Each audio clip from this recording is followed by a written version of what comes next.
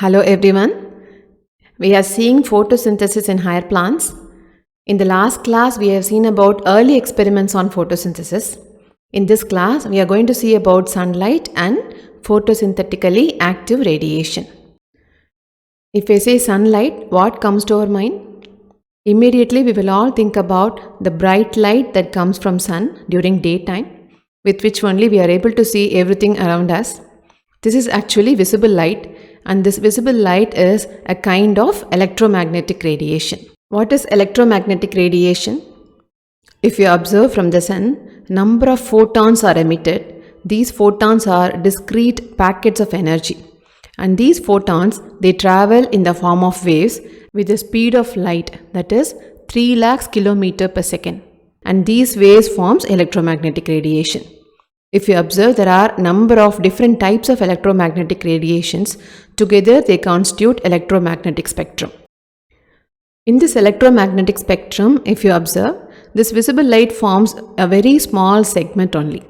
Apart from that, there are a number of other electromagnetic radiations, and these electromagnetic radiations are arranged in the order of increase in wavelength or decrease in their energy. That is, with increase in wavelength, the radiations will have only lesser energy. This diagram represents nature of waves in electromagnetic radiations of this electromagnetic spectrum. On the left side of the visible light, these electromagnetic radiations have waves which have lesser wavelength or shorter wavelength, but they have more frequency and higher energy. In the case of electromagnetic radiations that are present on right side of the visible light, they have waves which have longer wavelength, but the frequency and the energy levels are comparatively lesser. You must be knowing that wavelength and energy are inversely proportional, whereas frequency and energy are directly proportional.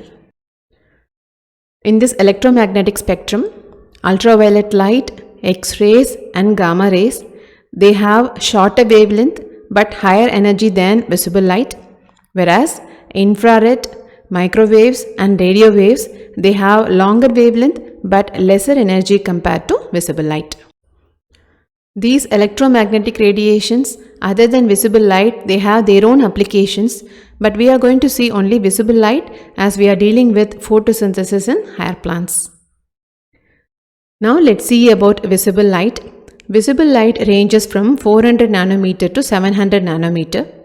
But as the sensitivity of our eyes varies from person to person, there will be slight extensions on both the sides. So the starting range may be from 380 nanometer to 400 nanometer. Similarly, on the right side, the ending range may be from 700 to 760 nanometer. But usual range everybody can recognize is from 400 to 700 nanometer. Visible light includes number of spectral components which are in the form of different colored regions.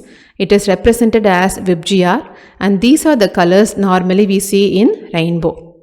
The colors are violet, indigo, blue, green, yellow, orange and red. As we are able to recognize the wavelengths from 400 nanometer to 700 nanometer, plants are also able to recognize these wavelengths, and they utilize this particular range for photosynthesis. That is why the wavelength from 400 to 700 nanometer of solar radiation is known as photosynthetically active radiation. Though sun provides lots of energy through the waves, animals are not able to utilize that energy. Only plants can capture that energy by the process photosynthesis. So whatever the organisms that are present on the earth, directly or indirectly, they are dependent on plants for their food. And this is possible by the plants only because of the process photosynthesis. And including plants, all organisms on this earth, they get their energy only from sun. So far we have seen about sunlight and photosynthetically active radiation briefly.